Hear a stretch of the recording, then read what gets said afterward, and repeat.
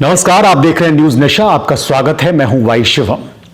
एक नाम इन दिनों खूब चर्चा में है, खूब उसका जिक्र हो रहा है और यह नाम है भारतीय कुश्ती महासंघ के अध्यक्ष और बीजेपी के सांसद ब्रजभूषण शरण सिंह का। इनका दाऊद इब्राहिम के साथ भी नाम जुड़ चुका है। दिल्ली में महिला पहलवानों के प्रदर्शन के बाद पूरे देश में इस नाम की चर्चा हो रही है। कांग्रेस महासचिव प्रियंका गांधी ने तो जंतर मंतर पर पहुंचकर यह तक आरोप लगा दिया कि इनको पीएम सपोर्ट कर रहे हैं, पीएम इनकी मदद कर रहे हैं, पीएम इस आदमी को बचा रहे हैं, क्योंकि अगर ऐसा नहीं होता तो अभी तक ये आदमी पद पर क्यों होता। बीजेपी सांसद ब्रजभूषण शरण सिंह इतनी आसान शख्सियत नहीं है। उनकी गिरफ्तारी को लेकर तमाम बातें की जा रही हैं। सुप्रीम कोर्ट सख्त है, करोल बाग में मुकदमा दर्ज हो गया है, लेकिन हकीकत जानकर आप हैरान रह जाएंगे। सवाल अभी भी है कि क्या एक्शन लिया जाएगा, क्या यह आदमी जेल जाएगा, क्या यह आदमी इतना खास है तो यह ऐसे ही है, और कौन है इसकी सफलता के पीछे, किसने इसको मजबूत किया। भारतीय कुश्ती महासंघ के अध्यक्ष और बीजेपी सांसद ब्रजभूषण शरण सिंह और महिला पहलवानों के धरने को लेकर, धरने को समझने के लिए आपको ब्रजभूषण सिंह की हिस्ट्री समझनी होगी। दशकों पहले राम मंदिर आंदोलन का केंद्र रहा कार सेवकपुरम से करीब 15 किलोमीटर दूर ये जो चमचमाती हवेली है, ये ब्रजभूषण सिंह की है। 2 मंजिला विशाल हवेली में साफ सुथरे लॉन है, चमचमाती गाड़ियां हैं, महंगी महंगी गाड़ियां। पहली नजर में आप जब इस हवेली को देखेंगे तो ऐसा लगता है किसी राजा का महल है।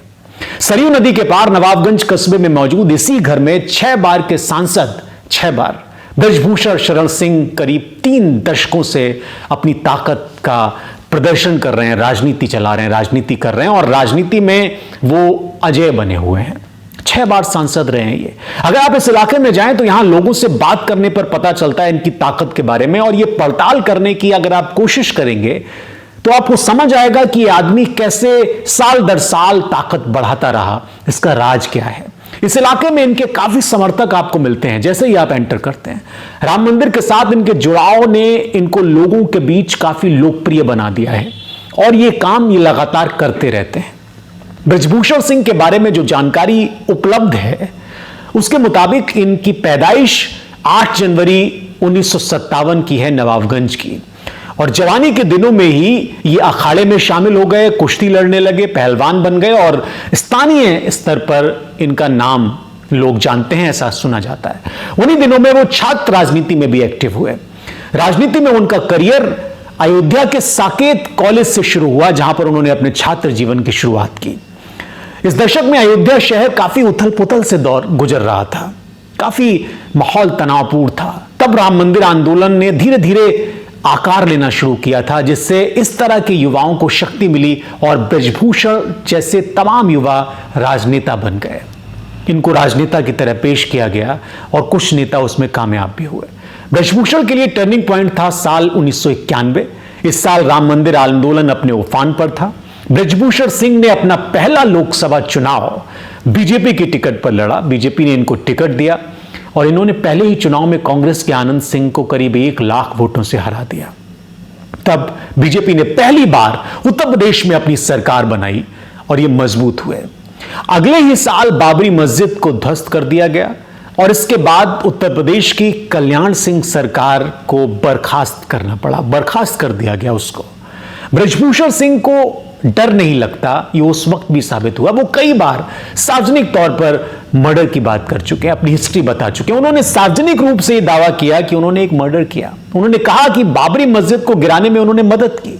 उन्होंने दावा किया कि वो उस इलाके से पहले शख्स थे जिन्हें आंदोलन के वक्त मुलायम सिंह सरकार ने गिरफ्तार किया और बाबरी विध्वंस के बाद सीबीआई ने भी उन्हें गिरफ्तार किया।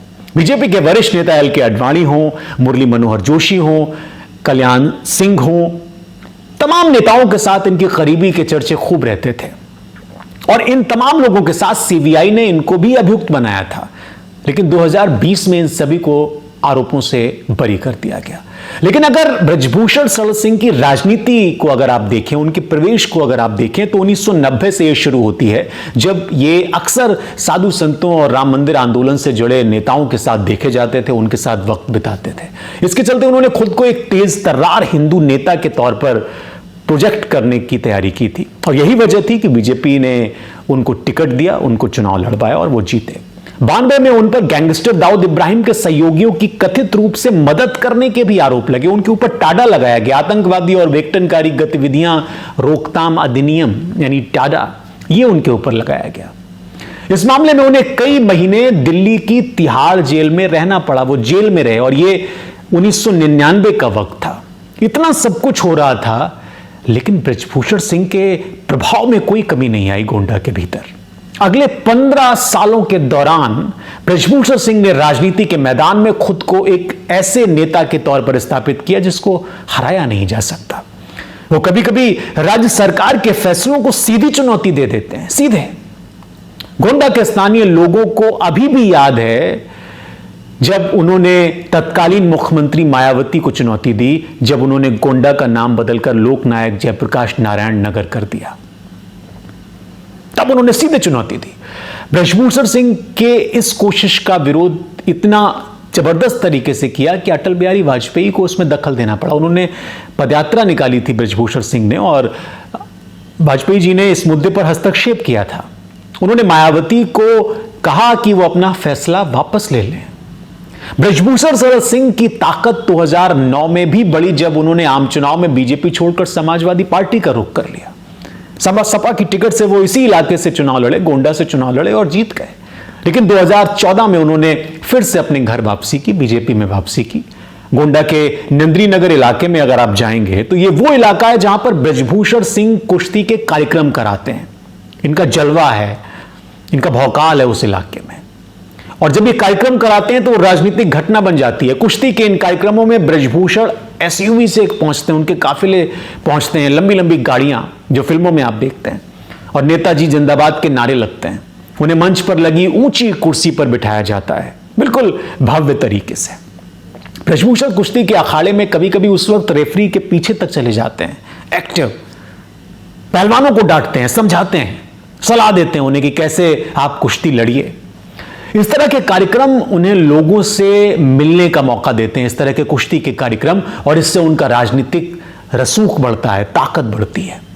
इन कार्यक्रमों में न सिर्फ स्थानीय लोग होते हैं बल्कि उस इलाके के विधायक होते हैं, पंचायत प्रमुख होते हैं, तमाम प्रभावशाली लोग पहुंचते हैं, बुलाया जाता है उनको इनकी ताकत दिखाने के लिए। और जिस घटना की बात मैं पहले कर चुका हूं, जिसमें उन्होंने माना था कि उन्होंने हत्या भी की है, वो उन्होंने खुद अपने एक इंटरव्यू में कबूल की 2022 में। उन्होंने कहा कि उन्होंने एक मर्डर किया। एक न्यूज वेबसाइट से वो बात कर रहे थे। 2019 में उनके चुनावी हलफनामे में 4 मामले लंबित हैं जो उन्होंने खुद लिखे हैं उसमें। इसमें हत्या का प्रयास जैसा मामला भी है। वैसे जो होर्डिंग महिला पहलवानों ने घटना स्थल पर लगाया, धरना स्थल पर लगाया, उसमें उनके ऊपर 50 मामले दिखाए गए हैं, 50 मामले उनके ऊपर दर्ज हैं। बृजभूषण शरण सिंह को सपोर्ट किसने किया और वो कैसे इतने ताकतवर बने, इनके राजनीतिक रसूख को बढ़ाने में कौन लोग शामिल हैं, और कुश्ती में उनकी दिलचस्पी के कई राजनीतिक मायने भी हैं, इसको समझने की जरूरत है। ये पूरा कॉकटेल है। लिहाजा अब जब सुप्रीम कोर्ट इस मामले में एंटर हुआ है तो सबकी नजर इस बात पर है कि क्या संविधान बृजभूषण शरण सिंह जैसे नेताओं पर या उन पर लगाम लगा सकता है। अभी तक तो नहीं लगा पाया, क्योंकि एक बात तो तय है कि महिला पहलवानों के विरोध से बृजभूषण का कद घटाया नहीं जा सकता उनके क्षेत्र में, ऐसा तो नहीं लगता। यह तो स्पष्ट है, क्योंकि अभी तक की अगर आप पूरी क्रोनोलॉजी देखें, क्रोनोलॉजी शब्द बड़ा पॉपुलर है इन दिनों, तो आप ये पाएंगे कि बृजभूषण शरण सिंह का राजनीतिक रसूख, उनका कद जैसे जैसे इजाफा हुआ उसमें भारतीय जनता पार्टी का एक बड़ा योगदान है। उन्होंने राम मंदिर के साथ अपने राजनीतिक करियर को आगे बढ़ाया और उसकी वजह से वो लगातार ताकतवर होते गए। उन्हें चुनौती देने वाला उनके क्षेत्र में कोई है नहीं। कुश्ती संघ में भी उनको चुनौती देने वाला कोई नहीं है। वो जब भी खड़े होते हैं वो जीत जाते हैं। अब जब प्रियंका गांधी ने उनके ऊपर आरोप लगाए, महिला पहलवानों ने उनके ऊपर आरोप लगाए, और यह कहा जा रहा है कि 1000 से ज्यादा लड़कियों का उन्होंने शोषण किया, जिसमें पॉक्सो के तहत भी उनके ऊपर मामला दर्ज किया गया है। सुप्रीम कोर्ट को यहां तक कहना पड़ा कि इस मामले की वो निगरानी करेगा। तो ऐसे में क्या आपको लगता है कि बृजभूषण शरण सिंह के ऊपर एक्शन लिया जाएगा, वो जेल जाएंगे, उनके ऊपर कार्रवाई होगी? क्या आपको लगता है कि इन लड़कियों को जो धरना दे रही हैं उनको इंसाफ मिलेगा? क्या राजनीति में इस तरह के लोगों के सफाए की कोई उम्मीद आपको है? कमेंट करके जरूर बताइए। इस वीडियो में इतना ही। आप न्यूज़ नशा देखते रहिए। बहुत शुक्रिया। और आप हमसे जुड़े रहने के लिए सब्सक्राइब करें YouTube पर, फॉलो करें Twitter पर और लाइक करें Facebook पर। और ज्यादा जानकारी के लिए आपको टाइप करना होगा सिर्फ न्यूज़ नशा।